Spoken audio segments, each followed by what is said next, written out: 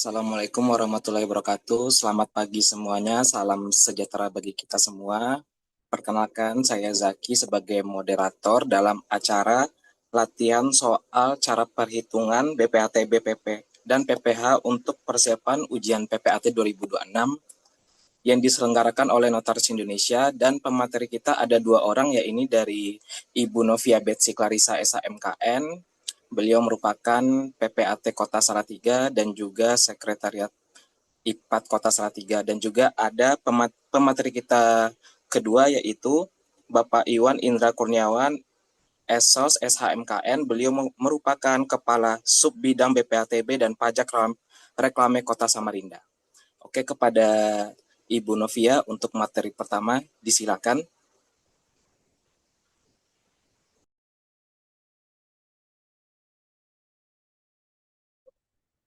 Baik, terima kasih Bapak Zaki selaku moderator pada pagi hari ini. Sebelumnya, Assalamualaikum warahmatullahi wabarakatuh. Selamat pagi rekan-rekan sekalian. Puji syukur kehadirat Allah Subhanahu wa Ta'ala atas rahmat dan hidayahnya kita dapat berkumpul pada pagi hari ini dalam pembahasan materi BPHTB dan PPH dalam peralihan hak atas tanah dan bangunan. Pada hari ini saya ditemani narasumber baru yaitu Bapak Iwan Indrawan ya selaku pemateri kedua pada pagi hari ini. Sebelum saya mulai, izinkan saya berpantun terlebih dahulu. Burung merpati terbang melayang hinggap sebentar di pohon jati. PPH dan BPHTB kita bahas sekarang, biar ujian nanti lebih percaya diri. Pagi hari minum kopi, duduk santai sambil membaca. Mari belajar sepenuh hati, semoga UPAT lulus semua. Amin, amin, ya robbal alamin. Oke, kita langsung aja masuk pada materi pertama yaitu BPHTB dan PPH. Dasar hukum dari BPHTB itu ada Undang-Undang Nomor 1 Tahun 2020 tentang hubungan keuangan antara pemerintah pusat dan pemerintah daerah. Kemudian ada PP Nomor 35 Tahun 2023 tentang ketentuan umum pajak daerah dan retribusi daerah.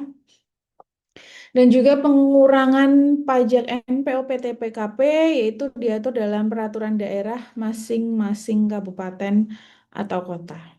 NPOP TKP ini apa, Bu? Nanti kita akan belajar ya. Kemudian ada dasar hukum dari pengenaan PPH, itu ada Undang-Undang Pajak Penghasilan. Kemudian ada PP nomor 34 tahun 2016 tentang pajak penghasilan atas penghasilan dari peralihan hak atas tanah dan atau bangunan dan pengikatan jual beli atas tanah dan bangunan beserta perubahannya. Kemudian PMK mengenai PPH final. Oke, lanjut. Nah, mengapa PPAT harus memahami pajak? Karena sebelum akta itu ditandatangani, kita harus memastikan bahwa kita sudah cek sertifikat tersebut, kita harus sudah validasi sertifikat tersebut. Nah, apabila sudah pengecekan bersih, kemudian pengecekan validasi juga bersih atau lolos, ini baru kita bisa sampaikan ke klien untuk dilakukan pembayaran BPHTB dan juga PPH. Baru setelah adanya pembayaran BPHTB dan PPH, baru boleh menandatangani akta, ya. Karena nanti apabila melakukan tanda tangan dulu, baru setelah itu membayar pajak, nanti kalian berpotensi untuk kosong aktanya. Nah, itu yang kita sebagai PPAT jaga supaya para klien ini ketika tanda tangan mereka tidak merasa akta kalian itu tidak lengkap ya. Karena ini pernah kejadian kemarin rekan PPAT saya, ada klien datang minta dibuatkan akta jual beli namun belum dicek, belum divalidasi, belum pengajuan pajak dan lain sebagainya, tapi minta titip tanda tangan terlebih dahulu. Nah, ketika titip tanda tangan terlebih dahulu itu eh, perjanjiannya atau aktanya itu banyak yang kosong. Para pihaknya masih kosong, kemudian harga transaksi jual belinya juga masih kosong, tapi mereka tetap meminta untuk tanda tangan. Nah, eh, alhamdulillah sih tidak itu ya, tidak masalah dalam sertifikatnya itu bersih dan validasi lolos sebagainya. Namun yang jadi masalah adalah ketika beberapa tahun kemudian, ketika kemarin rekan saya 7 sampai 8 tahun lah itu dipermasalahkan. Saya ingat pada waktu itu dia menyampaikan bahwa pembelinya yang bermasalah ya, yang memasalahkan maksudnya. Pembelinya itu merasa pada saat tanda tangan akta di rekan saya itu mereka tanda tangannya kosongan. Nah, ini harus dipahami bahwa sebelum PPAT membuat akta itu perlu dipahami bahwa kita harus melakukan pengecekan sertifikat terlebih dahulu, validasi sertifikat terlebih dahulu, pembayaran BPHTB, kemudian pembayaran BPH. Bukti bayarnya dikirimkan ke kita dan kita melakukan verifikasi dan validasi. Ya, boleh tidak kalau verifikasi dan validasi ini dilakukan oleh mereka, para klien, boleh, tidak masalah. Dan rekan-rekan, kita harus juga lebih berhati-hati ya. Pajak kalau bisa itu mereka para klien itu langsung bayar ke tempat pajak, ke kantor pajak. Bisa pakai virtual account, bisa pakai transfer. Karena kita harus lebih berhati-hati. Bahkan apabila klien itu menitipkan pajak ke kita dan bunyi chatnya adalah, Bu, saya titip untuk bayar pajak. Ingat bahwa kata titip itu menjadi powernya kuasa hukum, bahwa titip itu bisa diminta sewaktu-waktu mereka minta dikembalikan. Ya, jadi kata-kata titip, saya titip sertifikat bisa nggak dikembalikan? Bisa. Saya titip uang, boleh nggak kita minta untuk kembalikan? Boleh. Jadi jangan sampai bayar pajak, Bu, titip bayar pajak. Bisa nggak kalian balikin pajak yang sudah dibayar ke negara? Ya, bisa, tapi prosesnya panjang, ribet, memakan waktu ya. Kalau udah mau masuk berkas di BPN, terus Bu, saya minta titipan bayar pajak saya kemarin. Saya minta lagi hati-hati ya. Kata-kata titip merupakan kata-kata powernya kuasa hukum bahwa sesuatu yang dititipkan bisa kita minta kembali gitu. Jadi kalau klien bilang, Bu, titip bayar pajak, maaf, kita tidak bisa titip bayar pajak. Bayar pajak silahkan langsung ke kantor pajak, bisa virtual account, bisa transfer ke kantor pajak. Ya, jadi hati-hati dengan kata-kata titip pajak. Titip bayar apa? Sesuatu yang dititipkan bisa diambil kembali. Oke, lanjut. BPHTB. BPHTB ini kepanjangan apa dari biaya perolehan hak atas tanah dan bangunan. Yang merupakan pajak atas perolehan hak atas tanah dan atau bangunan. Objeknya yaitu perolehan hak atas tanah atau bangunan tersebut ya. Apa saja kita lihat.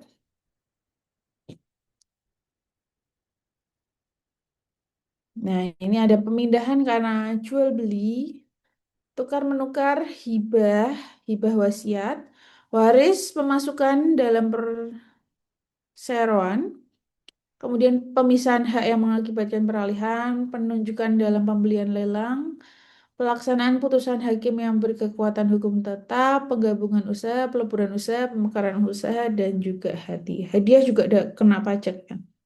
Pemberian hak baru karena pelepasan hak dan di luar pelepasan hak. Selanjutnya, hak atas tanah yang menjadi objek BPHTB apa saja? Ini ada 6. Ada hak milik, HGU, HGB, hak pakai, hak pengelolaan, hak milik atas satuan rumah susun. Singkatannya HMSRS ya. HMSRS, hak milik atas satuan rumah susun. Oke, next. Pengecualian objek BPHTB yang nggak kena apa aja ya. Untuk kantor pemerintah itu nggak kena ya. Untuk penyelenggaraan daerah, penyelenggaraan negara, lembaga lainnya, barang milik negara, barang milik daerah itu tidak kena pajak BPHTB. Kemudian untuk penyelenggaraan pemerintahan atau untuk kepentingan umum itu juga nggak kena BPHTB ya. Untuk kepentingan umum, untuk pemerintah itu nggak kena. Untuk badan atau perwakilan lembaga internasional dengan syarat tidak menjalankan usaha atau kegiatan lain di luar fungsi dan tugasnya. Perwakilan lembaga internasional misalnya kantor kedutaan, ya itu nggak kena. Kemudian untuk perwakilan diplomatik dan konsulat berdasarkan asas timbal balik. Jadi mereka punya kantor di sini, kantor kedutaan, kita punya kantor kedutaan di negara mereka itu nggak kena pajak, ya. Kemudian ada karena konversi atau perbuatan hukum lain yang mengakibatkan perubahan nama pemegang hak. Ya, ini karena pemberian dari negara. Kemudian karena wakaf. Wakaf juga tidak diberikan pajak. Kemudian kepentingan ibadah untuk mendirikan masjid, untuk mendirikan gereja, kemudian kelenteng itu enggak. Kemudian untuk masyarakat berpenghasilan rendah ini harus dengan permohonan dan dibuktikan dengan surat keterangan tidak mampu. Ya, kemudian nah rumus BPHTB ya rekan-rekan hafalkan ini yaitu 5% dikali NPOP dikurangi NPO PTKP. NPOP yaitu nilai perolehan objek pajak, yaitu bisa harga pasar atau NJOP. Kalau misalnya jual beli itu biasanya pakai harga pasar. Ya, kalau misalnya waris itu bisa pakai NJOP. Kemudian NPOP-TKP ini adalah nilai perolehan objek pajak tidak kena pajak. Nah, besarnya ini berbeda tiap daerah, ya. Next.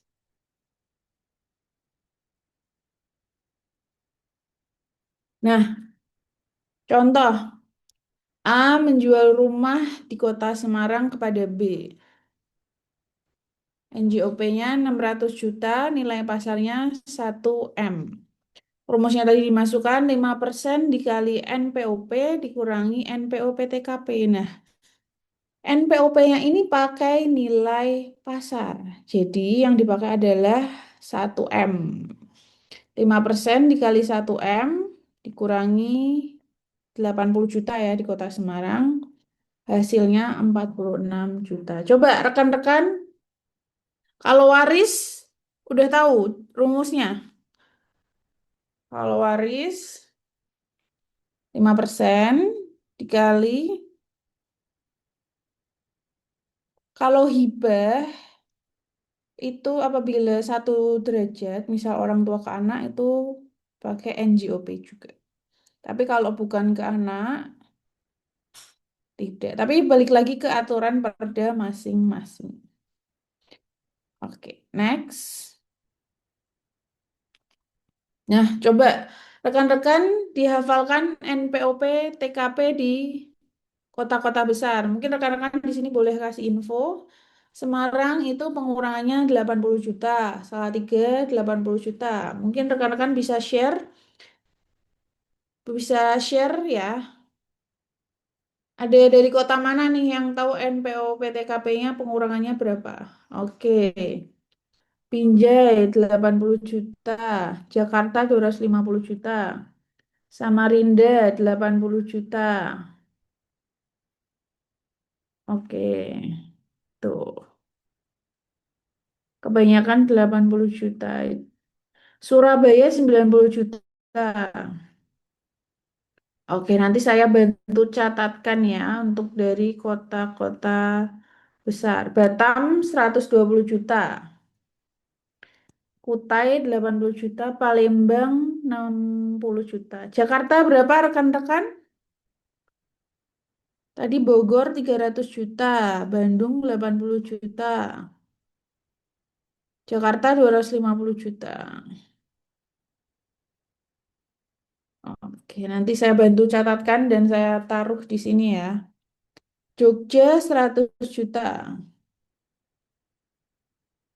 Tangerang, TNG apa Tangerang kah?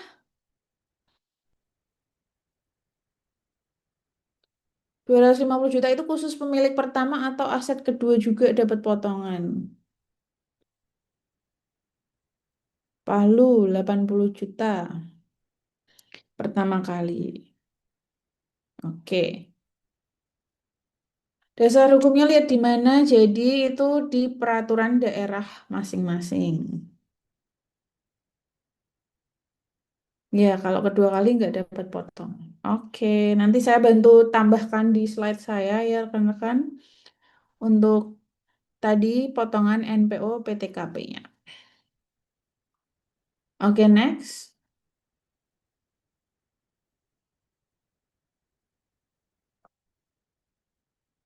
Nah, PPh final atas pengalihan hak atas tanah dan atau bangunan adalah pajak yang dikenakan atas penghasilan yang diterima atau diperoleh orang pribadi atau badan dari pengalihan hak atas tanah dan bangunan yang bersifat final. Nah, ini aturannya ada di pasal 1 ayat 1 huruf A PP 34 tahun 2016.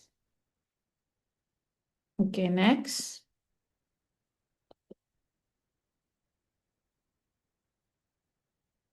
Objek PPh finalnya ini ada jual beli, tukar menukar, pelepasan hak, penyerahan hak, lelang, hibah, waris, dan cara lain yang disepakati antar pihak.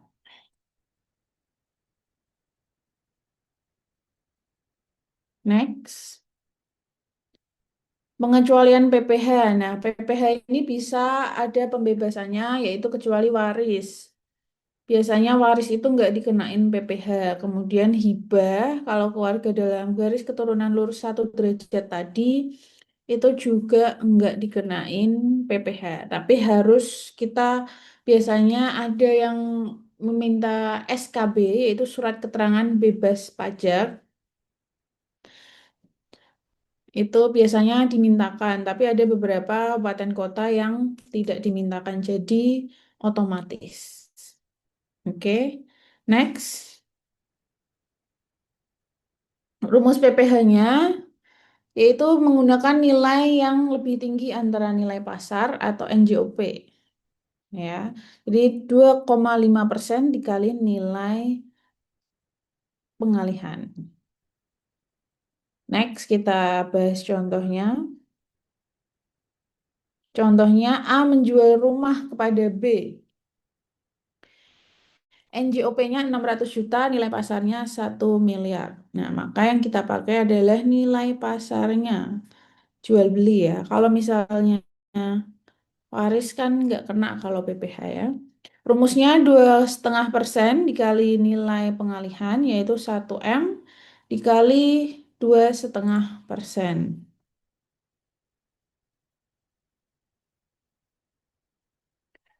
Jadinya hasilnya 25 juta. Rekan-rekan ini juga harus belajar ngitung ya, karena di sana kan ada waktunya.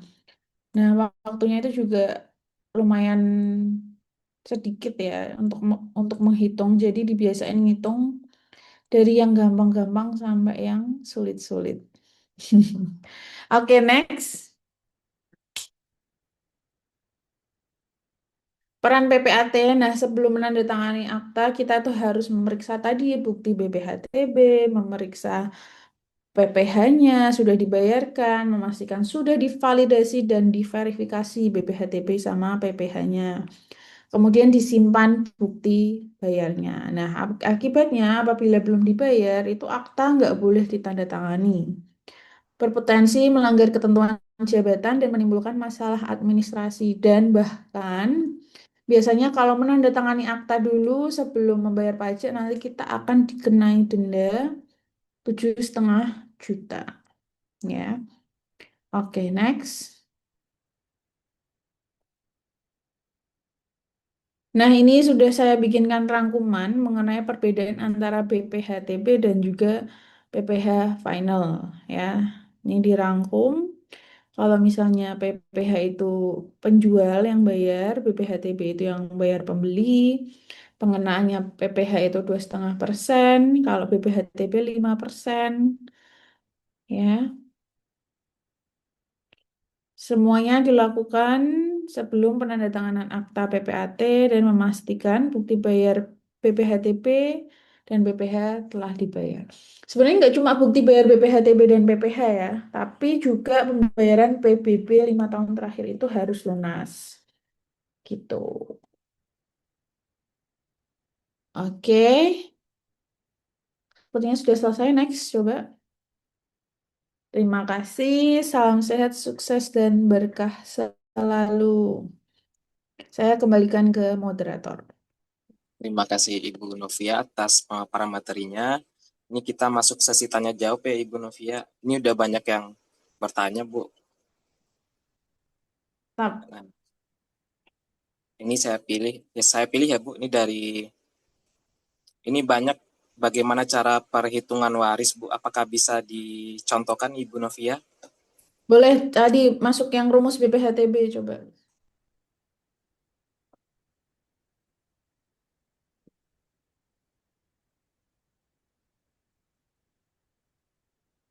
Nah, ini kalau misalnya waris, ini yang berbeda hanya 5% dikali NPOP-nya. Nah, NPOP-nya ini adalah NJOP. Nah, biasanya kalau waris ini tadi kan 80, 250. Nah, kalau waris juga mengikuti kabupaten kota masing-masing ya. Kalau misalnya di Semarang itu 300 juta. Coba rekan-rekan bisa share NPOP TKP waris ini pada berapa aja? Boleh silahkan di-share.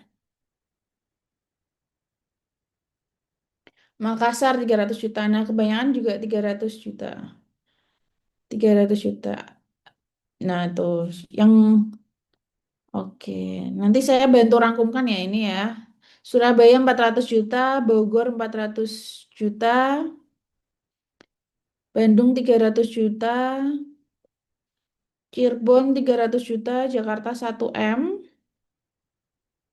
Padang 300 juta, Jambi 300 juta, Bandung 300 juta.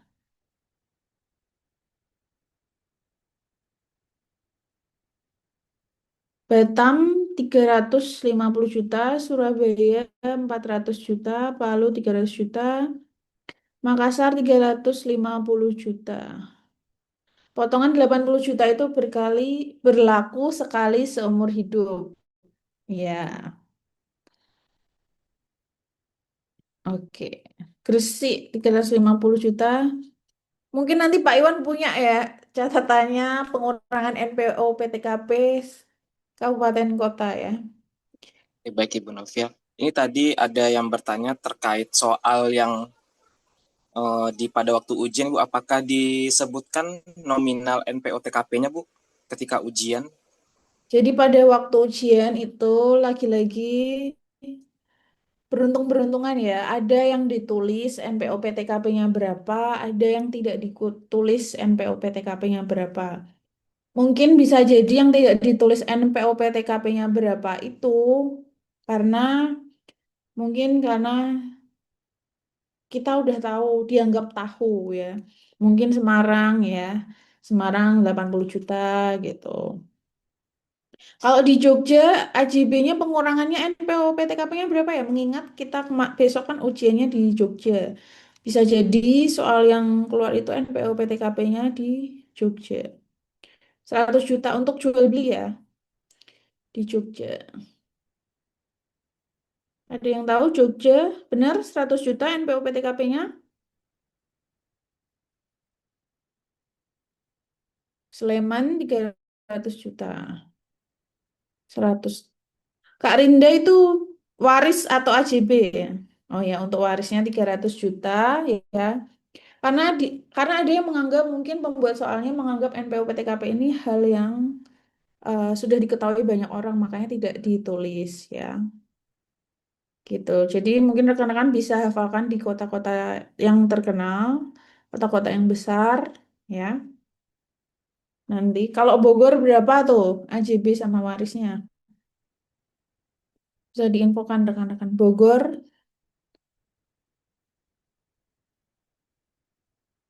dibikin tabel ya. Hibah segaris boleh nggak bayar PPh? Lo kalau mau bayar nggak apa-apa Kak, tapi kalau nggak mau bayar pakai SKB gitu. Oke, baik Ibu Novia. Ini tadi saya ada yang bertanya juga ini dari Kak Nadia, izin bertanya Bu, benar nggak ya seperti ini? AJB bayar PPh dan BPHTB, APHB bayar PPh dan BPHTB, APHW bayar BPHTB, BN Waris bayar BPHTB, hibah orang tua ke anak bayar BPHTB, hibah ke saudara kandung bayar BPHTB. AJB, BPH, BPHTB, APHB, oke, APHW, BPHTB aja. Waris, BPHTB aja. Hibah orang tua ke anak, BPHTB, hibah ke saudara kandung. Hibah ke saudara kandung itu tergantung ya. Kalau misalnya eh masih punya anak itu nggak bisa karena saudara kandung itu derajat kedua tergantung ya. Jadi apabila derajat ke satunya nggak ada, kemudian derajat keduanya ke saudara kandung itu baru BPHTB aja. Tapi kalau misalnya masih ada derajat pertama tetap kena PPh-nya gitu. Oke, ini ada lagi Bu. Kita untuk pertanyaan terakhir ya Ibu, kita nanti memasuki beberapa terkait perhitungan pajak. Ini dari Kak Nugroho Suryo. Ibu, untuk peralihannya apa saja yang dapat diajukan SKB? Peralihannya yang dapat diajukan SKB itu waris bisa. Kemudian hibah 1 derajat. Untuk pengajuan SKB apa aja syaratnya? Untuk pengajuan SKB itu harus ada salinan aktanya, kemudian surat keterangannya, surat pernyataan. Itu harus ada. AJB bisa ajukan SKB, nggak bisa dong. Oke, baik Ibu Novia. Baik rekan-rekan, kita memasuki sesi soal. Rekan-rekan bisa menyiapkan kertas dan alat tulis atau bisa melalui kalkulator juga. Ini soal pertama. Ini ada beberapa soal yang disiapkan oleh Ibu Novia. Pada tanggal 19 Juli 2026 telah terjadi transaksi jual beli sertifikat hak milik nomor 117 Semarang Selatan, Kelurahan Peleburan atas nama Bapak Zain Malik yang dibeli oleh PT Nusantara Maju dengan harga transaksi 1,5 miliar. Apa yang harus saudara PPAT lakukan setelah validasi lolos? A. Mempersilakan kepada kedua belah pihak untuk membayar PPh Bapak Zain Malik 5% kali nilai pasar dan PT Nusantara Maju membayar BPHTB 5% kali nilai pasar dikurang 80 juta dan PPAT menyiapkan akte jual beli. B. Mempersilakan kepada kedua belah pihak untuk membayar PPh Bapak Zain Malik PPh 2,5% kali nilai pasar, PT Nusantara membayar BPHTB 5% kali nilai pasar dikurang 80 juta, PPAT menyiapkan akta jual belinya. C. Mempersilakan kedua belah pihak untuk membayar PPh Bapak Zain PPh 5% kali nilai pasar, PT Nusantara Maju membayar BPHTB 2,5% kali nilai bruto dikurang 80 juta dan PPAT menyiapkan akte jual belinya. D. Mempersilakan kepada kedua belah pihak untuk membayar PPh Bapak Zain Malik PPh 2,5% kali nilai pasar, PT Nusantara Maju membayar BPHTB 2,5% nilai pasar dikurang 80 juta dan PPAT menyiapkan akte jual belinya. Oke, pada jawab B, Bu Novia, betul. Tuh jawabannya B. Bravo. Oke, jawabannya bravo. Kita lanjut. Biaya apa saja yang menjadi beban para pihak tersebut? A. Biaya menjadi beban Bapak Zain, yaitu penjual adalah PPh, pajak penghasilan karena pengalian hak, dan honorarium PPAT untuk pembuatan akta jual beli. Biaya menjadi beban PT Nusantara Maju itu biaya honorarium PPAT untuk pembuatan akta jual beli serta BPATB dan biaya untuk pendaftaran peralihan hak ke atas nama PT Nusantara Maju. B. Biaya menjadi beban Bapak Zain adalah PPh, pajak penghasilan karena pengalian hak, dan honorarium notaris atau PPAT untuk pembuatan akta jual beli. Biaya menjadi beban PT Nusantara Maju itu BPATB serta biaya untuk pendaftaran peralihan hak ke atas nama PT Nusantara Maju. C. Biaya menjadi beban Bapak Zain adalah PPh, pajak penghasilan karena pengalian hak. Biaya yang menjadi beban PT Nusantara Maju yaitu BPATB serta biaya untuk pendaftaran peralihan hak ke atas nama PT Nusantara Maju. D. Biaya menjadi beban Bapak Zain adalah PPh, lalu honorarium PPAT untuk membuat pembuatan akta otentik dan pengecekan sertifikat. Lalu untuk biaya menjadi beban PT Nusantara Maju itu biaya penurunan hak atau pelepasan hak, honorarium notaris atau PPAT untuk pembuatan akta otentik, BPATB serta biaya untuk pendaftaran peralihan hak ke atas nama PT Nusantara Maju. Oke, ada yang jawab A dan jawab D, ada yang jawab C, Ibu Novia. Ya, jadi hati-hati. Ini soalnya dibeli PT. Jadi PT kan nggak boleh punya hak milik. Ya, makanya harus turun dulu jadi HGB. Betul, penurunan hak dulu. Maka dari itu ada biaya penurunan hak dan juga ada biaya pelepasan hak milik ke HGB degradasi. Betul. Jadi jawabannya delta. Oke, jawabannya delta, rekan-rekan sekalian. Nah, kita lanjut. Dua soal lagi. Pada kasus tersebut di atas, berapa besarnya pajak yang harus dibayar oleh Bapak Zain Malik atau sebagai penjual atau yang melepaskan hak? A. Pajak yang harus dibayar dengan NPOTKP sebesar 80 juta, PPh yang harus dibayar penjual 5% kali 1,5 miliar, yaitu 75 juta.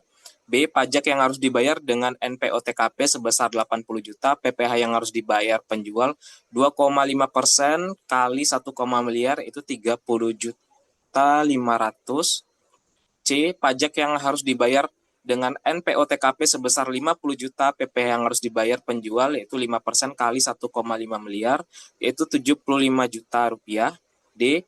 Pajak transaksi yang 50 juta rupiah, PPh yang harus dibayar penjual 2,5% kali 2 miliar, yaitu 50 juta rupiah. Ada yang jawab B, ada yang jawab. Oke, pada jawab B, Ibu Novia. Ya, jawabannya hati-hati ya. Ini kan besarnya pajak yang harus dibayar oleh Bapak Zain Malik. Nah, Bapak Zain Malik ini bayarnya apa? Karena dia selaku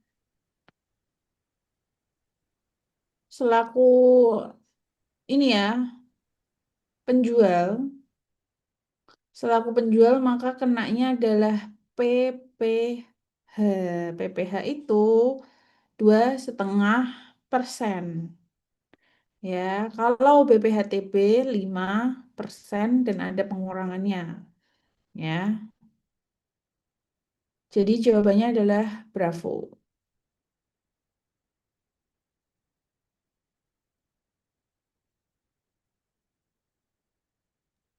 Kita lanjut soal terakhir. Pada kasus tersebut di atas, berapa besarnya pajak yang harus dibayar oleh PT Nusantara Maju yang memperoleh hak?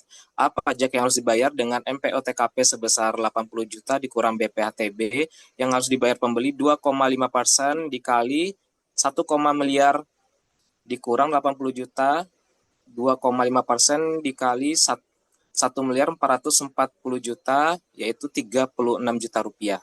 B. Pajak yang harus dibayar dengan NPOTKP sebesar 50 juta, BPATB yang harus dibayar pembeli 5% dikali 1, miliar dikurang 50 juta, 5% kali 1.450.000.000 yaitu 72.500.000. C. Pajak yang harus dibayar dengan NPOTKP sebesar 50 juta, BPHTB yang harus dibayar pembeli 2,5% dikali 1,5 miliar dikurang 50 juta, yaitu 5% dikali 1.450.000.000, yaitu 36.750.000 rupiah. D. Pajak yang harus dibayar dengan MPOTKP sebesar 80 juta, BPHTB yang harus dibayar pembeli 5% dikali 1 miliar dikurang 80 juta, yaitu 5% dikali 1.440.000.000, dengan hasilnya itu 71 juta rupiah. Oke, pada jawab D, Ibu Novia. Betul, karena kan ini PT Nusantara Maju pakainya BPHTB, makanya dikali 5%, dikali NPOP dikurangi NPOP-TKP, yaitu sebesar 80 juta. Hati-hati ada yang menyebutkan di pilihan ganda itu 50 juta. Jadi harus tahu kalau misalnya di kota-kota besar itu, Kota Semarang, yang tadi ya, nanti boleh boleh di nanti saya bantu rangkumkan di kota-kota besar itu NPO PTKP-nya berapa ya. Yang tadi kalian sebutkan di kolom chat. Oke, jadi jawabannya delta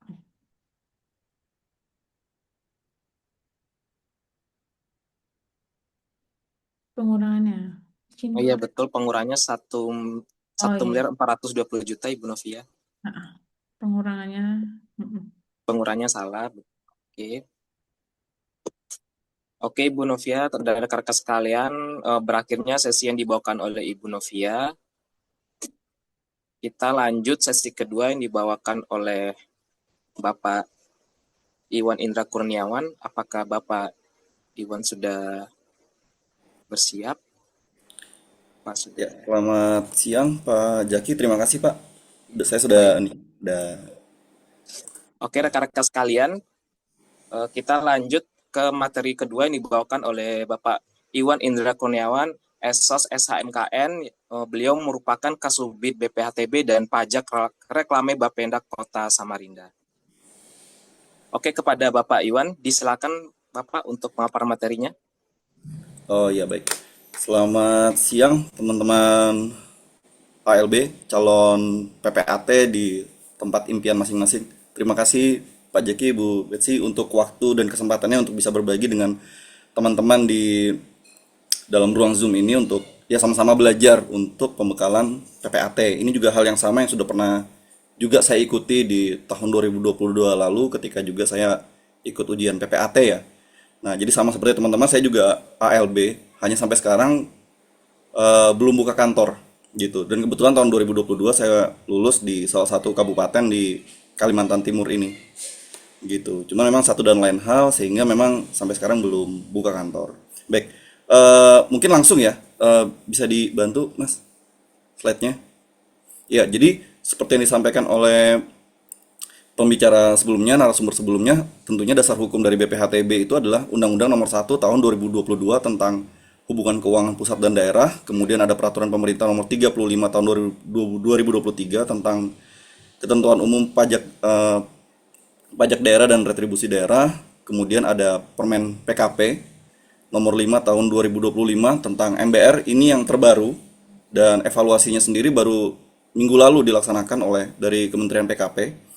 Kemudian ada Permen ATR nomor 6 2018 tentang PTSL dan Perda masing-masing daerah. Jadi memang kita harus mencermati Perda masing-masing daerah nanti pada saat pelaksanaan pekerjaannya. Tapi kalau untuk ujian PPAT-nya sendiri, pengalaman saya pada saat itu em, kalau Perda itu rasanya kita nggak di ini ya, nggak di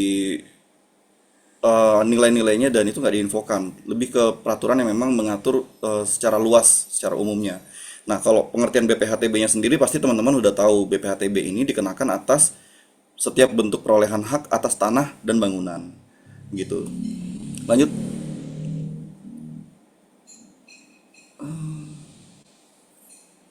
Iya. Nah, selanjutnya jenis perolehan yang dikenai BPHTB ini ada kurang lebih ada dua, tapi kemudian ketika di breakdown dia menjadi sekitar 14 jenis. Ada pemindahan hak, kemudian ada pemberian hak baru. Pemindahan hak itu bisa teman-teman lihat ada jual beli, tukar menukar, hibah, hibah wasiat, waris, pemasukan dalam perseroan atau badan hukum lain, kemudian ada pemisahan hak yang mengakibatkan peralihan, ini APHB lah biasanya. Kemudian ada penunjukan dalam lelang, kemudian pelaksanaan putusan hakim, penggabungan, peleburan, pemekaran usaha, dan hadiah. Nah, selanjutnya untuk pemberian hak baru, itu ada kelanjutan pelepasan hak dan di luar pelepasan hak. Lanjut, Mas. Nah, yang dikecualikan dari BPHTB ini untuk badan atau perwakilan internasional. Ini kantor-kantor konsulat ya biasanya. Nah, yang kedua, pemerintah untuk kepentingan umum. Nah, itu biasanya seperti jaringan listriknya PLN, itu kita bebaskan. Kemudian kantor-kantor pemerintahan yang sifatnya instansi vertikal, rumah-rumah dinas mereka yang tercatat dalam BMN, barang milik negara, itu juga bebas BPHTB. Nah, kemudian juga ada orang pribadi atau badan karena wakaf, kemudian untuk kepentingan ibadah seperti yang tadi sudah disampaikan, pembangunan rumah ibadah itu juga dibebaskan dari BPHTB. Masyarakat berpenghasilan rendah itu juga dibebaskan sebagaimana diatur di Permen PKP nomor 5 tahun 2025. Nah, ini teman-teman harus agak aware ya. Biasanya peraturan-peraturan yang baru seperti ini, saya kurang tahu apakah akan keluar atau tidak, tapi biasanya eh, cukup ini ya, cukup menambah PR kita untuk belajar lebih banyak lagi gitu. Nah, kemudian ada juga orang pribadi karena konversi hak atau perbuatan hukum lain dengan tidak ada perubahan nama. Lanjut, Pak. Nah, ini yang dimaksud dengan masyarakat berpenghasilan rendah. Jadi, dalam Permen PKP nomor 5 tahun 2025 itu, kriteria MBR itu sudah dijelaskan. Yang pertama ada batasan penghasilan. Gitu. Seperti yang saya contohkan misalnya kayak di tempat saya di Kalimantan Timur khususnya. Batas penghasilan itu yang dulu di peraturan yang sebelumnya itu di 7 dan 9 juta, 7 juta untuk single dan 9 juta untuk 8 juta untuk menikah. Namun di peraturan yang baru yang Permen PKP nomor 5 ini berubah menjadi 9 dan 11. 9 untuk single dan 11 untuk yang sudah menikah. Nah, kriteria kedua itu adalah rumah yang pertama kali. Jadi kalau dia udah pernah punya rumah, kemudian dia beli MBR, ini jelas tidak bisa diberikan lagi. Begitu. Sempat kemarin kita juga ada case di Samarinda dan memang kita tolak permohonan ini. Begitu. Sudah kita sampaikan juga kepada bank yang memberikan fasilitas FLPP bahwa di database kami tercatat bahwa atas nama saudari ini pernah melakukan pembelian sehingga yang bersangkutan tidak dapat lagi diberikan NPOP TKP untuk penghasilan karena MBR. Kemudian tipe rumah 36 ini juga diatur dalam kriteria MBR. Nah, 36 ini angkanya muncul dari mana? Itu adanya di Keputusan Menteri Pemukiman dan Prasarana Wilayah nomor 403 tahun 2022 ini tentang pedoman teknis pembangunan rumah sederhana sehat. Jadi di dalam Keputusan Menteri ini diatur luas minimal untuk orang yang sehat itu kira-kira berapa sih? Nah, ditentukan di dalam situ adalah 9 meter persegi sehingga 36 itu untuk satu keluarga yang terdiri dari 2 orang anak itu dirumuskan di 36 termasuk ketinggian lantai sampai plafon 2,8 meter itu juga diatur di dalam permen ini. Nah, selanjutnya pendaftaran tanah sistematis lengkap PTSL ini juga kalau di Samarinda kita memilih memberikan potongan sampai dengan 50% ya. Jadi dasarnya apa? Dasarnya adalah keputusan bersama Menteri Agraria ATR pada saat itu, Mendagri dan Mendes, Menteri Desa Pembangunan Daerah Tertinggal dan Transmigrasi. Nah, jadi di dalam keputusan bersama ini memuat instruksi kepada kepala daerah untuk memberikan pengurangan, keringanan atau pembebasan terhadap PTSL. Beberapa daerah ada yang memberikan pembebasan, jadi ini digratiskan. Tapi kalau misalnya di Samarinda kita memberi potongan di 50%. Nah, kemudian dasar untuk terutangnya BPHTB itu ada di pasal 33 ayat 2 Permen ATR nomor 6 tahun 2018. Ini juga seingat saya soal ini keluar karena pada saat itu ditanyakan aja sih. Dasar untuk PTSL itu adanya di peraturan nomor berapa. Nah, kayak gitu aja sih. Begitu. Lanjut, Pak.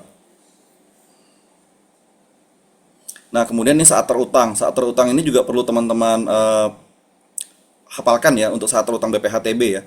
terutama untuk setelah ada perubahan dari Undang-Undang yang 28 tahun 2009 ke Undang-Undang yang baru, Undang-Undang nomor 1 tahun 2022, karena ini relatif masih baru sehingga ada beberapa perubahan. Nanti akan saya bahas agak di belakang, sudah saya tambahkan bagian apa yang matriknya berubah untuk khusus di bagian BPHTB ya. Nah, kemudian saat terutang BPHTB itu untuk tanggal, berdasarkan tanggal dibuat dan ditandatanganinya akta itu, baik itu akta tukar menukar, hibah, PPJB untuk jual beli, imbreng, wasiat, hibah wasiat, kemudian ada penggabungan, pemekaran, usaha, kemudian hadiah. Nah, khusus untuk PPJB di dalam PP 35 itu sudah diatur kalau misalnya tidak membuat PPJB maka didasarkan atas akta jual beli gitu. Nah, kemudian untuk tanggal pendaftaran peralihan hak itu berdasarkan waris. Nah, kemudian saat terutang untuk putusan hakim itu tanggal putusan pengadilannya. Kemudian untuk pemberian hak baru itu berdasarkan tanggal terbitnya SK gitu. Nah, kemudian untuk lelang itu pasti merujuk ke tanggal risalah lelang gitu. Lanjut, Pak. Izin ya, teman-teman, saya agak cepat supaya kita mungkin lebih banyak latihan soal dan diskusi ya. Tapi menurut saya ini hal-hal yang memang teori tapi ini penting gitu.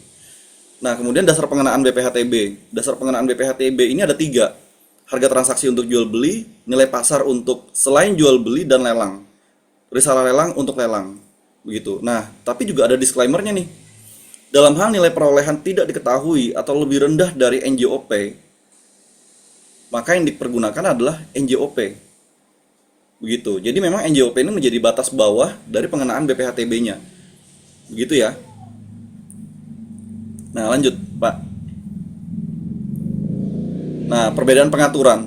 Perbedaan pengaturan di Undang-Undang 28 2009 tentang pajak daerah dan retribusi daerah dengan Undang-Undang nomor 1 tahun 2022 tentang HKPD itu ada di NPO PTKP. Nah, NPO PTKP itu adalah nilai perolehan objek pajak tidak kena pajak. Nah, itu udah ada besaran nilainya. Di Undang-Undang 28 itu besarannya 60 juta. Di Undang-Undang 22 di Undang-Undang HKPD itu di 80 juta untuk yang di luar waris, sedangkan warisnya itu minimal masih sama, 300 juta. Saya kasihkan angka minimal ya, kalau untuk besaran di tiap daerah kemungkinan bisa berbeda. Tapi angka minimal yang diatur oleh undang-undang adalah di 80 juta dan 300 untuk undang-undang HKPD, di undang-undang PDRD itu diatur di 60 dan 300. Kemudian saat terutang yang tadi ya, untuk jual beli itu berdasarkan PPJB. Kalau yang sebelumnya itu berdasarkan akta jual beli. Jadi itu ada perbedaan di situ. Jadi nanti kalau ada soalnya itu agak diperhatikan. Kemudian DPP lelang. DPP itu dasar pengenaan pajak lelang. Jadi untuk DPP lelang itu saat terutangnya itu bukan lagi DPP lelangnya itu kalau yang di Undang-Undang 28 itu diatur DPP lelang itu berdasarkan nilai pada risalah lelang. Sementara di Undang-Undang 2022 ini, Undang-Undang nomor 1, DPP lelang itu didasarkan atas yang tertinggi antara NJOP atau nilai dalam risalah lelang. Jadi ini adalah nilai yang berbeda ya, gitu. Lanjut, silakan. Nah, kesalahan-kesalahan umum ya di BPHTB untuk yang seringkali yang masuk di tempat kami itu salah menentukan jenis transaksi. Kemudian ada kesalahan dalam dasar pengenaan pajak seperti yang tadi risalah lelang, kemudian mana yang lebih tinggi itu. Nah, kemudian menentukan saat terutang BPHTB-nya kapan, dan juga salah menentukan subjek terutang BPHTB-nya.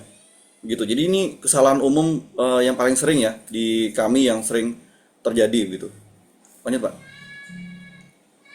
Nah, ini hal-hal yang harus dihafalkan untuk BPHTB terkait dengan SSPD BPHTB itu adalah surat setoran pajak daerah, NPOP itu adalah nilai perolehan objek pajak yang tadi saya sudah sampaikan. Nilai NPOP itu adalah pertama adalah nilai NPOP itu nilai transaksi untuk jual beli, nilai pasar untuk selain jual beli dan lelang, nilai pada risalah lelang untuk lelang.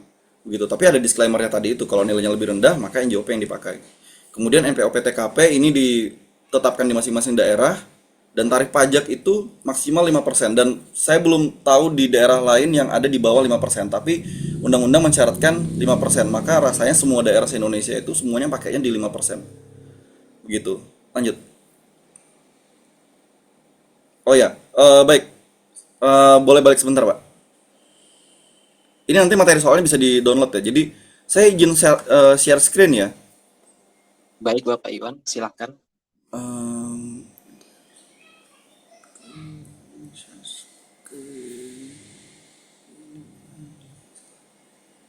Nah, ini teman-teman, saya punya sedikit latihan soal ya. Saya coba susun latihan soal aja.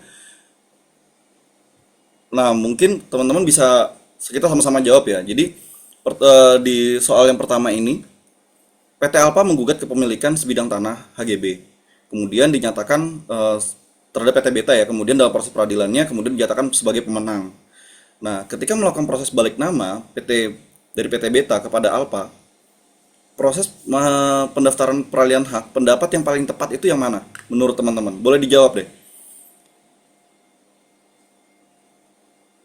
Silakan Ini rekan-rekan boleh. yang ingin jawab melalui kolom chat. Ya, boleh dijawab. Nanti mungkin saya kasih waktu satu Ini dua menit. soal saya kirim ke Boleh. grup ya rekan-rekan sekalian.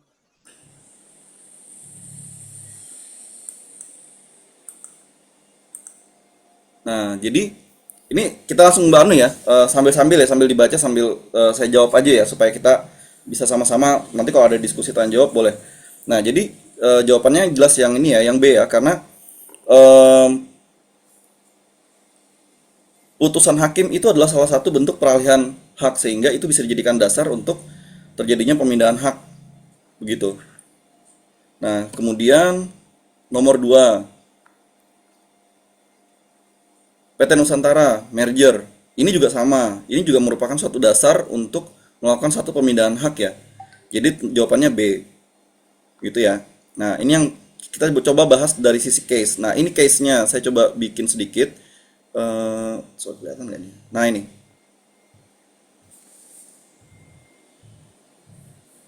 Gitu. Pertanyaannya adalah kapan diakuinya terjadi perolehan karena waris, gitu.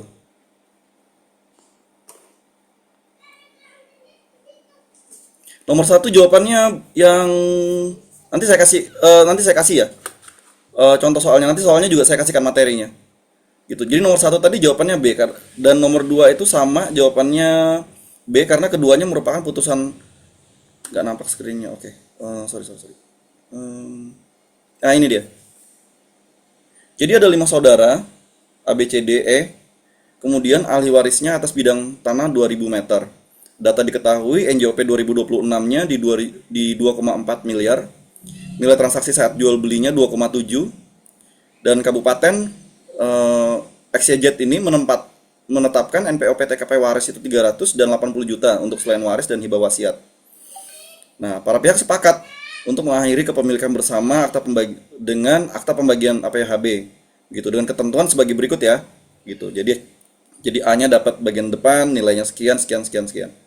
Gitu. Nah, pertanyaannya kapan BPHTB atas perolehan hak waris mulai terutang menurut Undang-Undang Nomor 1 Tahun 2022 tentang HKPD gitu. Yang A ini sejak meninggalnya pewaris, yang B sejak diterbitkannya surat keterangan warisnya, kemudian sejak didaftarkan hak di kantor pertanahan, D sejak akta ditandatangani, kemudian E sejak sertifikat diterbitkan atas nama ahli waris gitu. Saya coba login di satunya ya di komputer bentar biar saya juga bisa lihat di sini. Pak, boleh dibantu sama moderator, Pak? Nggak apa-apa. Oh iya.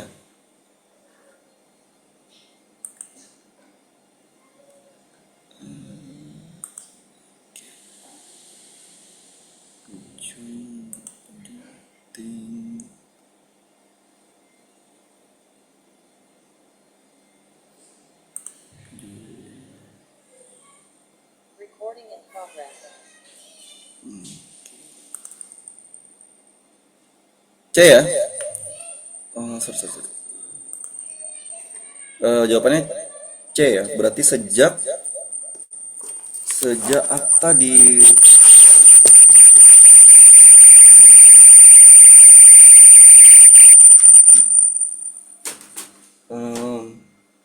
oke, saya butuh untuk melihat jawabannya aja sih yang ada di kolom chat. Oke, sejak ini ya, sejak haknya didaftarkan di kantor pertanahan ya. Betul, jawabannya betul ya. Oke. Nah, selanjutnya coba dihitung ininya. Dihitung berapa sih warisnya? Berapa nilai BPHTB waris yang harus dibayarkan seluruh ahli waris? Gitu. Datanya saya balik lagi ke atas ya.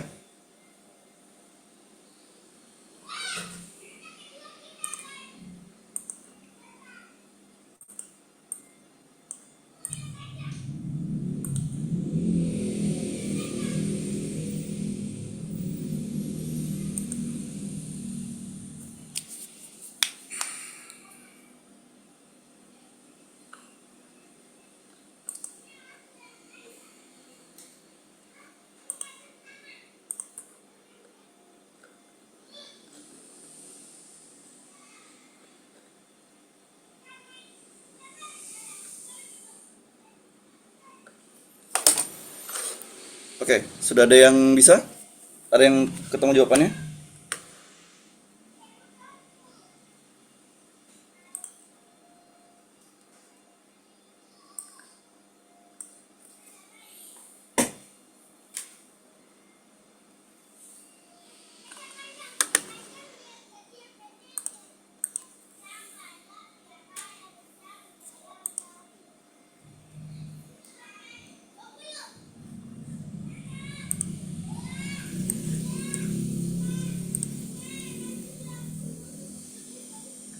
Izin Pak Iwan, Oke, ini saya share aja ya Pak. Saya bacakan nanti rekan-rekan bisa ngejawab, Bapak Iwan ngekoreksi bagaimana Pak. boleh, boleh. Oh ya, tapi ini udah benar kok. Ada beberapa yang benar. Jadi karena sudah ada yang jawab, jadi kita jawab bersama-sama ya. Jadi untuk BPHTB waris itu kan karena waris itu dasarnya biasanya menggunakan nilai NJOP. Jadi seperti yang saya sampaikan tadi, nilai pasar itu nilai BPHTB untuk perhitungan acuannya adalah DPP-nya adalah menggunakan nilai pasar. Namun secara umum di daerah se-Indonesia ini, sepengetahuan saya, biasanya kita data acuan pasarnya adalah mengikuti nilai NJOP, sehingga nilai NJOP-nya itu menjadi nilai acuan pasarnya, sehingga tata cara perhitungannya menjadi 2,4 miliar tadi dikurang 300 juta ya. Nah, ini dikali 5%. Dikali 5%, dapatnya tadi 105 juta. Nah, ini nilai waris yang harus dibayarkan seluruh ahli waris. Gitu ya. Jadi kembali ke atas tadi, ini menjadi nilai acuan perhitungannya. Begitu. Bukan transaksi saat dibeli, tapi nilai NJOP-nya karena ini adalah dasar nilai pasarnya. Begitu.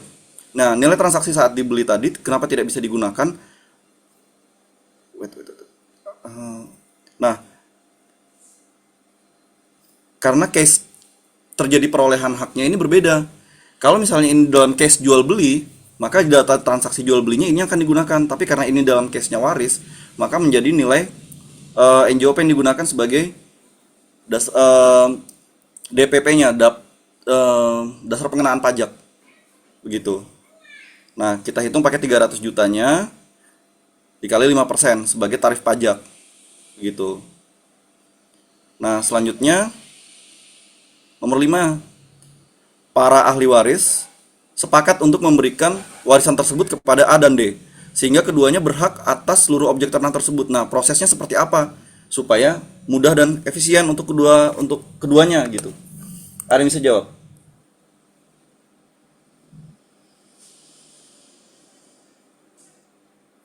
Oke, saya respon sedikit ya.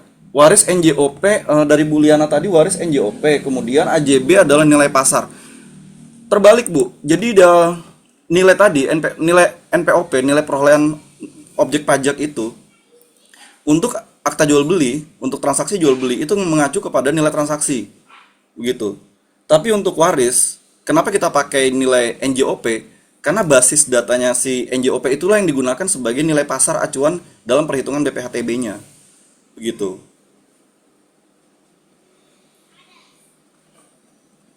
Untuk waris berapa persen? Sama 5%. Untuk waris itu sama 5%. Nah, ini. Jadi kemarin ada salah satu yang bertanya melalui thread ke saya.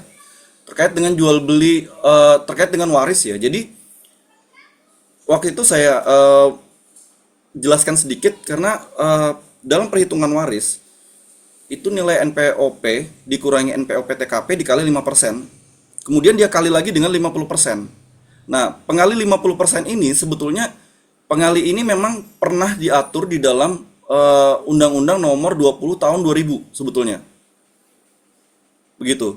Jadi kalau alam pikirnya masih di Undang-Undang Nomor 20 Tahun 2000, maka ini benar dikalinya 50% setelah pengali 5% tadi. Tapi karena Undang-Undang Nomor 20 Tahun 2000 itu sudah dicabut dengan Undang-Undang 28 Tahun 2009, kemudian Undang-Undang yang 28 itu juga dicabut dengan Undang-Undang Nomor 1 Tahun 2000, sehingga pengali 5% ini sudah tidak ada. Jadi yang benar bagaimana? Yang benar itu adalah NPOP dikurang NPOP TKP dikali 5%. Hanya itu saja. Begitu. Untuk waris sama 5% ya. Baik, yang nomor 5 ada yang bisa jawab?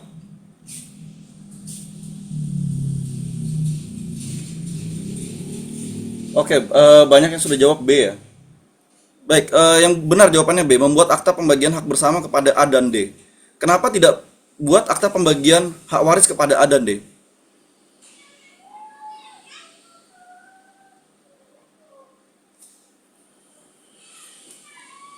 Nah, ini saya jelaskan sedikit karena ketentuan APHW atau akta pembagian hak waris ini di dalam Permen 16 2021 itu pasal 111 ayat 3 dan ayat 5, sorry, di ayat 5 itu kepada salah satu orang saja. Jadi kalau misalnya dia diberikan kepada A saja, maka benar itu kita pakai permen, ketentuannya bisa pakai APHW merujuk ke Permen ATR nomor 16 tahun 2021 yang pasal 111 ayat 5. Begitu. Tapi karena ini untuk dua orang A dan D sehingga tidak memenuhi syarat gitu. Di 2-3 bulan yang lalu ada berkas yang masuk seperti ini di Bapenda Samarinda dan hal yang sama sudah kita sampaikan ke PPAT-nya dan berkasnya kita tolak. Begitu, karena memang tidak memenuhi ketentuan di dalam Permen ATR itu untuk diberikan kepada salah satu pihak saja. Begitu. Lanjut untuk nomor 6, dalam menentukan NPOP APHB tersebut, dasar yang paling tepat itu digunakan yang mana? Tadi kan sudah dijawab ya. Ini sama-sama aja kita jawab ya. Berarti yang benar adalah yang 2,4 ya. Dasar NPOP-nya. Karena ini adalah NJOP 2026. Gitu. Nah, kemudian nomor 7. Apabila telah dilakukan appraisal, diketahui nilai pasar seluruh objek itu 2 ini nih. Sedangkan NJOP itu 2,4. Maka dasar pengenaan yang paling tepat itu yang mana? Tetap di 2,4. Gitu. Mengacunya kemana? Mengacunya kepada disclaimer yang tadi saya sampaikan. Bukan disclaimer sih. Jadi ada di dalam Undang-Undang Nomor 1 Tahun 2022 di pasal, di ayat yang kesekian, di pasal dan ayat yang kesekian di bagian bawahnya itu dibunyikan bahwa dalam hal nilai transaksi tidak diketahui atau lebih rendah, maka yang digunakan adalah NJOP. Makanya kenapa meskipun nilai pasarnya diketahui ya, ini kan nilai pasarnya diketahui nih, nilai pasarnya nih, tapi nilainya lebih rendah daripada NJOP. Nah, makanya kenapa kita tetap menggunakan dasar nilai NJOP ini sebagai acuan untuk menghitung NPOP-nya. Begitu, untuk menghitung NPOP ini digunakanlah si NJOP-nya itu. Makanya kenapa kita tetap menggunakan nilai 2,4 miliar ini. Begitu. Nah, ini kalau ini analisis aja ya. Wajib pajak menyampaikan karena seluruh bidang semula berasal dari warisan yang telah dikenai BPHTB, maka APHB tidak lagi menimbulkan BPHTB sebenarnya. Nah, ini kira-kira jawabannya apa? Gitu. Ada yang mau bantu nih, kira-kira? Setelah itu mungkin kita akan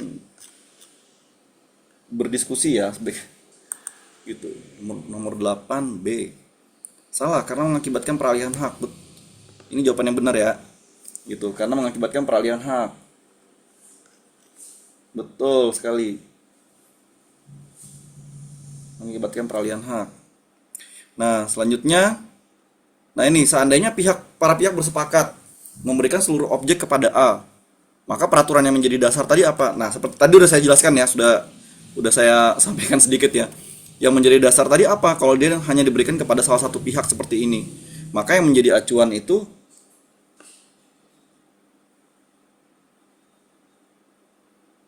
ini kok banyak yang jawab A ya. Peraturan nomor 16-nya benar. 16-nya benar. Tapi yang benar adalah yang ini, 2021, yang ini salah. Gitu. Jadi Permen ATR nomor 16 tahun 2021. Yang betul ya. Gili Julianti, Ibu Bu Helena, Francisca, Kokom gitu. Jadi udah benar ya di ini ya perubahan ketiganya ya. Permen ATR 6 2018 ini pasal 111 ayat 5. Nah,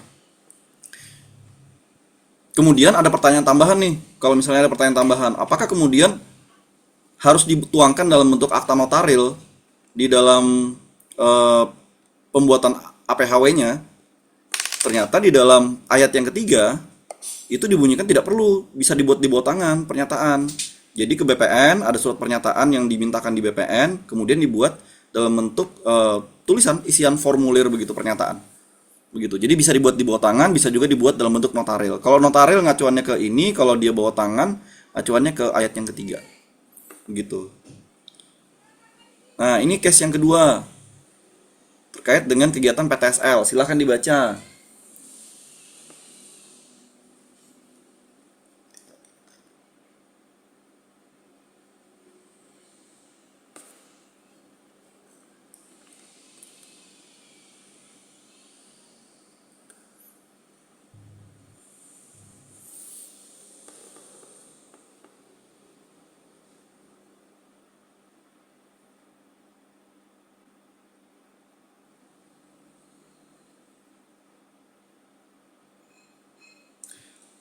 Apakah pernah ada case bahwa bisa digunakan APHW? Kalau mau jujur Bu ya, di kota Samarinda sendiri, rasanya APHW itu baru pertama kali diterima di BPN-nya itu tahun 2020 rasanya. Tapi itu pun notaril setahu saya. Gitu. Tapi apakah kemudian ada yang dibuat di bawah tangan? Nah, itu saya kurang paham ya, karena ini pekerjaannya teman-teman di kantor pertanahan. Tapi sepengetahuan saya tahun 2020 dan sampai sekarang saat ini semua berkas yang masuk ke Bapenda itu bentuknya notaril yang ada di kami. Begitu. Cuman kalau ada orang tanya biasa kita jelaskan. Kita hanya nyampaikan bahwa itu bisa dibuat di bawah tangan. Seperti itu.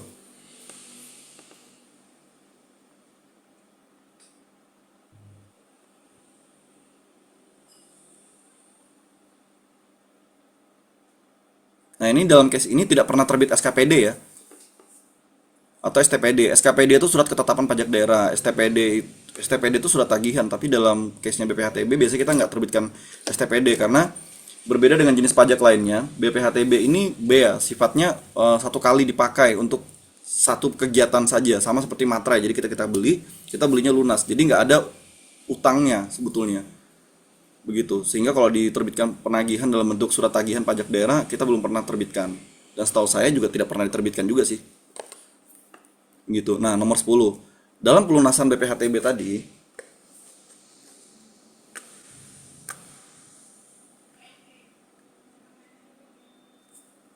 atas perolehan hak PTSL tersebut, NPOP yang paling tepat digunakan tuh NPOP yang mana?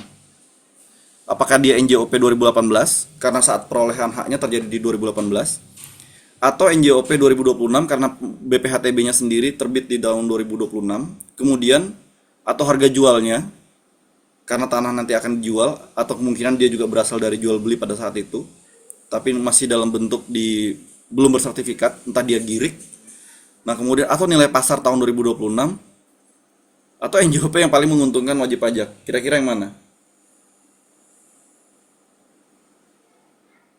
Jawaban yang benar ini A ya.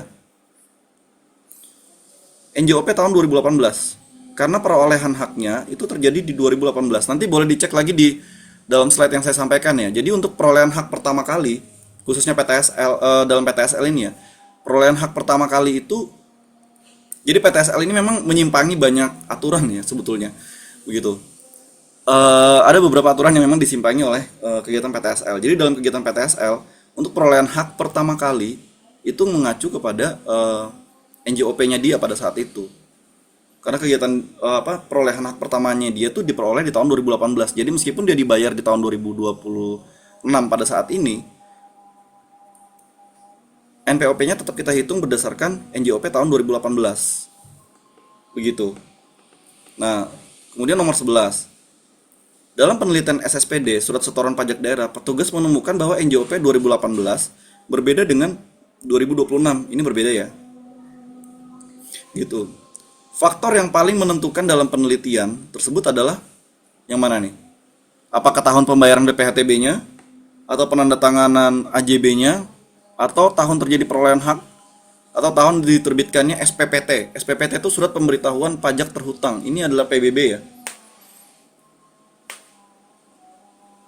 Ya, oke, ini banyak yang benar ya sudah ya. Berarti yang benar ini ya, tahun terjadinya perolehan hak. Bu Valentin, Isnawati, Padani, Sri Libra, Dewi, Friska. Ini udah benar ya berarti ya. Oke, ini case yang ketiga dan ini yang terakhir kalau dari saya. Nanti mungkin kita silakan kalau mau tanya jawab diskusi boleh gitu. Nah, ini case yang ketiga. Saya kecilin sedikit ya biar bisa dibaca. Oh ya ini nih.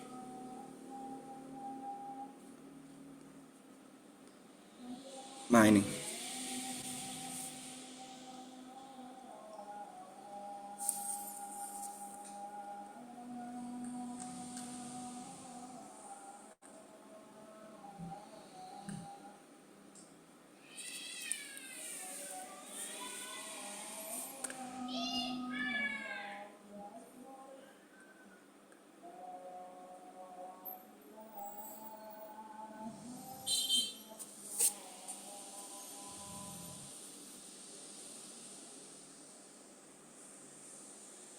Oke, data-datanya udah dicatat ya, kira-kira ya.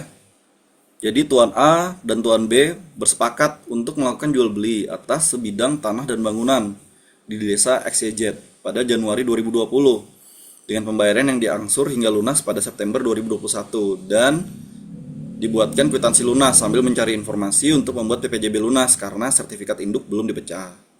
Kemudian di 2026 setelah sertifikat induk pecah, Tuan A menghubungi Tuan B untuk melanjutkan proses tersebut dan menuangkan dalam akta jual beli mengingat Tuan A berusia lanjut dan ingin pindah keluar kota. Jadi ada beberapa hal yang sudah kita ketahui ya. NJOP di tahun 2020 1,3 miliar, NJOP tahun 2021 1,4, NJOP tahun 2026 di 2,7, ada nilai pasar di 2,3, kemudian ada nilai transaksi 2,5, ini tahun 2020 yang diangsur tadi. Kemudian NPOP TKP ditetapkan 350 juta untuk waris dan hibah wasiat, 80 juta selain waris dan hibah wasiat. Silahkan dicatat dulu ya data-datanya ya.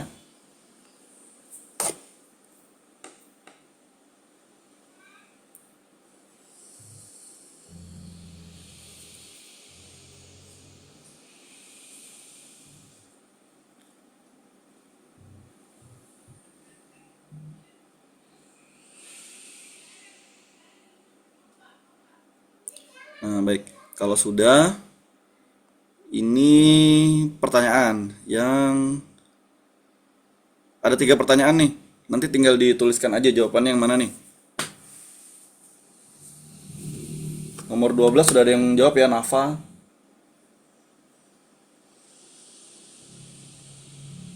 13.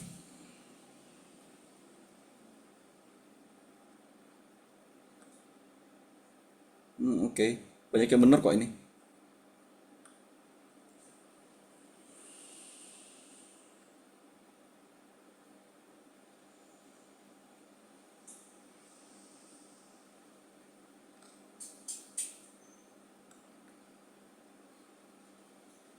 Rata-rata udah bener kok nih jawabannya. Rata-rata udah bener. Jadi dasar DPP-nya, dasar pengenaan pajak BPHTB ini itu pakai NJOP 2020 sorry. Salah. Nomor 12 dulu ya. Nomor 12 tadi kapan yang menentukan? Yang saatnya menentukan adalah pada saat akta jual beli. Ini ya jawabannya. Kemudian yang menjadi DPP BPHTB itu yang A, jawabnya 2026. Nah, kemudian berapa besar BPHTB yang harus dibayar tuan A ke tuan B? Dibayar tuan B ke Bapenda. Benar, jawabannya D, di 131. Cara hitung ini gampang banget ini. Sama seperti yang tadi, NPOP dikurang NPOP TKP dikali 5%. Gitu. Jadi 2,7 miliar dikurang 80 juta dikali 5%. Nah, dapatnya itu di 131 juta. Gitu. Jadi nilainya ini 131 juta ini. Jadi sederhananya BPHTB rumusnya hanya satu ini aja. Gitu. Yang membedakan itu hanya di NPOP TKP besarannya. Besaran NPOP TKP-nya. Nah, itu mungkin yang seperti tadi disampaikan oleh Bu Betsy. Mungkin teman-teman perlu mengetahui ya untuk kota-kota besar, terutama untuk tempat penyelenggaraan ya, seperti di Jogja atau mungkin di kami dulu ada dua tempat soalnya, di Bogor dengan di Jogja ya. Tapi kalau semua digabung berarti mungkin Jogja harus diketahui ya, minimal Jogja lah, gitu. Nah, tapi biasanya kalau dalam pengalaman saya sendiri kemarin itu di dalam soal sudah dibunyikan, jadi NPOP TKP daerah sekian. Jadi kita tinggal menghitung sih sebetulnya. Nah, makanya rumusan ini yang teman-teman perlu ketahui. Jadi NPOP dikurang NPOP TKP dikali 5%. Gitu untuk BPHTB ya. Gitu. Tapi kalau PPH ya tadi seperti sudah disampaikan, itu langsung tuh nilai brutonya dia. Jadi berapa nilai perolehan haknya dia beli kayak 2,7 tadi langsung dikali dengan 2,5%. Begitu. Nah, kalau BPHTB memang ada NPOP TKP-nya pengurangannya meskipun nggak signifikan ya nilainya. Tapi ada pengurangan di 80 juta dulu atau di 300 juta untuk waris, kemudian dikali 5%. Ini jadi nilainya fix. Nah, kalau untuk PTSL, nah ini PTSL, tapi pastinya setiap daerah ini akan berbeda ya kalau untuk PTSL di tiap daerah. PTSL tiap daerah itu kalau di Samarinda, ini kami kali lagi 50%. 50%, tapi ini Samarinda ya. Kalau di daerah lain ada yang ini dihapuskan malahan. Jadi nanti dibaca aja soalnya sih sebetulnya, harus dibaca lebih teliti soalnya. Jadi itu ya teman-teman, ini. Nah, kalau masih ada yang belum jelas, ini nomor HP saya boleh dicatat. Nanti boleh sambil WA case-nya seperti apa atau ada tata cara perhitungan saya yang mungkin teman-teman bingung atau mungkin ada penjelasan saya yang kurang dimengerti, nanti boleh di WA. Semua bahan materi di bagian akhir slide sudah saya berikan juga di link, nanti tinggal di scan teman-teman, nanti tinggal di ini aja di download ya itunya. Saya tutup dulu share screen-nya ya. Oke. Nah, Pak Zaki minta tolong nanti diberikan ininya yang link tadi yang bagian akhir dari ini saya slide. Pak Iwan. Iya. Oke rekan-rekan sekalian, berakhir juga atas pemaparan materi dan sesi soal serta ada tanya jawab yang telah dijawab oleh pemateri kita Bapak Iwan. Nah, jika ada rekan-rekan yang ingin bertanya lebih lanjut, bisa melalui Japri Ini ya di Pak, kolom dan nomor pribadi. Ini di kolom chat juga saya lihat ada beberapa pertanyaan ya. Pemotongan Ini kita 300 juta atau 350 juta itu hanya berlaku satu kali. Oh iya, teman-teman perlu diketahui ya, pemotongan ini yang membedakan dengan undang-undang di 28 dengan undang-undang HKPD. Jadi undang-undang PDRD 28 tahun 2009 dengan undang-undang HKPD nomor 1 tahun 2020 nomor 1 tahun 2022 ini, NPOP TKP itu hanya diberikan satu kali loh ya. Ini yang membedakan. Karena kenapa? Di bagian undang-undang tersebut itu memang sudah dijelaskan. Di dalam undang-undang sudah dijelaskan bahwa pemberian NPOP TKP ini hanya untuk perolehan hak pertama kali.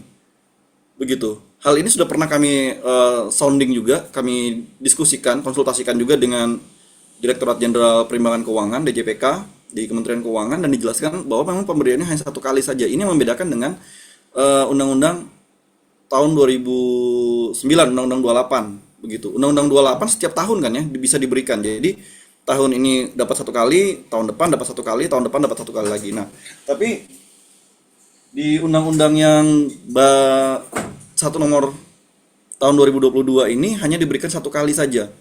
Begitu. Jadi memang tidak ada NPOP TKP kedua yang akan diberikan. Begitu. Jadi ini juga perlu diperhatikan ya. Karena memang undang-undang ini masih sangat baru dan ini adalah pelaksanaan ujian PPAT yang kedua setelah undang-undang ini terbit sebetulnya. Begitu. Nah, kemudian disediakan kertas. Jadi apakah ujian nanti boleh bawa atau sediakan kertas? Disediakan kertas rasanya. Kita cuma bawa pulpen rasanya atau disediakan pulpen juga gitu. Tapi yang jelas kertasnya disediakan. Ini ada yang bertanya juga Bapak Iwan, saat BPHTB terutang PPJB besarnya mengajukan nilai yang mana Pak? Jadi BPHTB yang terutang PPJB ya, itu Ya, kita PPJB. mengacu ke saat BPHTB terutang PPJB, besarannya mengacu ke nilai yang mana? Kembali Pak sama, ini nilainya mana yang lebih tinggi? Apakah NJOP ataukah nilai transaksi? Kalau nilai transaksinya lebih tinggi, maka nilai transaksinya yang kita masukkan, gitu. Kalau nilainya NJOP lebih tinggi, maka tetap nilai NJOP. Karena itu di dalam bagian undang-undang tadi memang disebutkan, dalam hal nilai transaksinya lebih tidak diketahui atau lebih rendah daripada NJOP, maka nilai NJOP yang dipakai itu berlaku untuk semua jenis transaksi. Begitu. Kalau dulu dikecualikan untuk lelang. Kalau lelang itu berapapun nilainya dia akan pakai nilai risalah lelang. Tapi di undang-undang yang nomor 1 tahun 2022 itu kita menggunakan nilai dalam risalah lelang. Begitu. Em,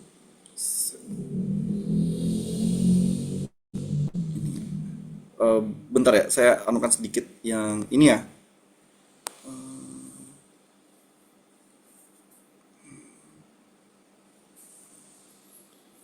Share screen sedikit, Pak. Sedikit, minta waktu sedikit. Hmm, nah, ini tadi ya yang agak berbeda itu. Nah, ini. Sorry. Nah, ini. Jadi besaran nilainya NPOP TKP ini, besaran nilainya itu sudah berbeda. Yang dulu yang Undang-Undang PDRD itu 60, sekarang 80. Yang dulu jumlah pemberiannya itu bisa berkali-kali bisa beberapa kali seumur hidup. Kalau ini sekarang cuma satu kali aja seumur hidup. Gitu. Jadi hanya satu kali saja. Gitu. Itu yang membedakan nilainya. Gitu. Boleh minta materinya nanti di sini di bagian akhir. Ini tinggal boleh di-scan, di-download aja. Di-scan, di-download atau nanti saya kirim lewat chat ya. Gitu. Jika BPHTB PPJB sudah berbayar AJB berikutnya setelah Jika BPHTB sudah terbayar AJB berikutnya setelah PPJB lunas. Ya, betul. Akan dihitung sebagai kredit pajak sih sebetulnya. Hanya saja se-Indonesia untuk saat ini sepengetahuan saya ya, untuk pertanyaannya Mbak Intan ya, Bu Intan Ayu, kalau PPJB-nya sudah terbayar, itu PPJB itu juga meskipun kita nyicil, kita bayarnya dengan cara angsuran, itu tetap harus dibayar dalam satu kali pembayaran untuk pelunasan seluruhnya. Misalnya kita beli 1 miliar, dicicil 5 kali 200 juta. Nah, itu harus dibayar konteksnya itu 1 miliar utuh begitu. Karena untuk perhitungan pada saat nanti sebagai kredit pajak pada saat akta jual beli itu diperhitungkan sebagai kredit pajak.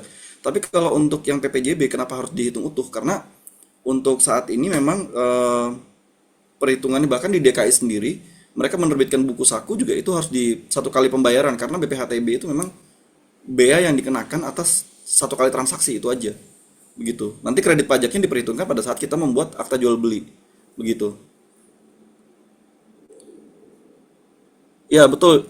Untuk Reinhard Nenggolan ya. Jadi kalau sudah pernah dapat satu kali ya kita hanya diberikan satu kali aja.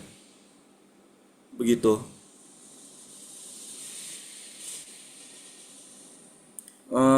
Pembuatan akta PPJB sudah lunas. Mungkin itu ya, Bapak Ibu ya. Kalau untuk materinya, sebentar saya bisa nggak ya kirim via ini ya? Sudah saya kirim ke grup Pak, masing-masing grup. Oh ya baik. Tadi teman-teman rekan-rekan ALB semua tadi dari Pak Jaki sudah kirim ke grup ya untuk materi. Jadi silahkan aja nanti dicek di grup dan juga tadi linknya nanti coba saya masukkan juga di grup. Silahkan di scan masing-masing. Oke, terima kasih Supaya bisa di download Bapak. ya. Baik. Ya. Oke, terima kasih Bapak Iwan. Rekan-rekan Ya. semua, sebelum sesi ini berakhir, mohon diaktifkan kamera, kita mengambil sesi foto bersama dengan narasumber kita Bapak Iwan dan Ibu Novia. Oke, silakan diaktifkan kameranya. 1, 2, 3. 1, 2, 3. 1, 2, 3.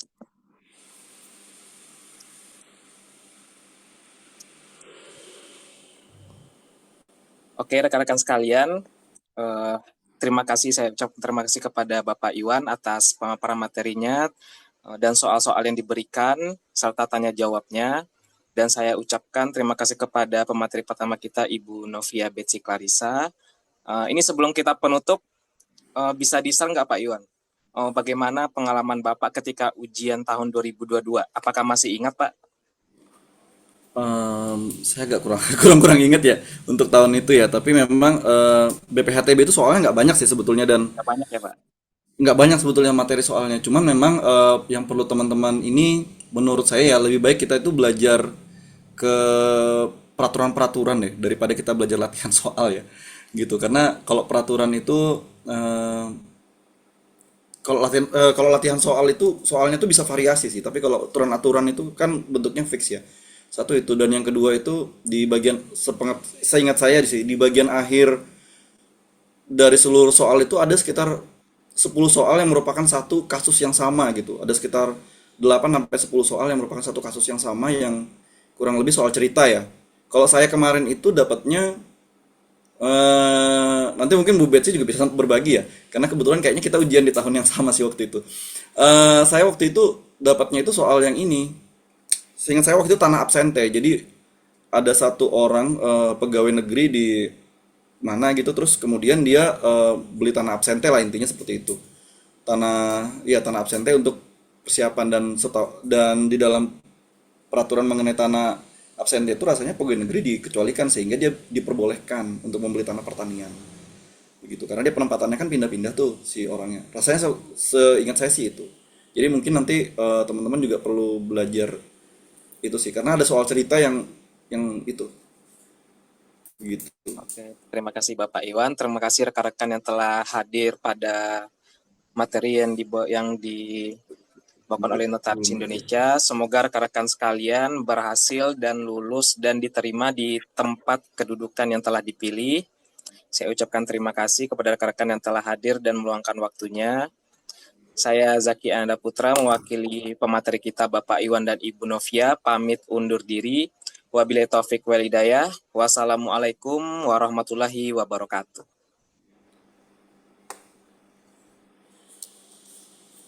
Ya. Saya izin live chat ya Bapak Ibu. Baik Bapak Iwan. Ini nanti rekamannya akan diupload ke YouTube-nya Notaris Indonesia ya rekan-rekan sekalian. Jangan lupa di-subscribe.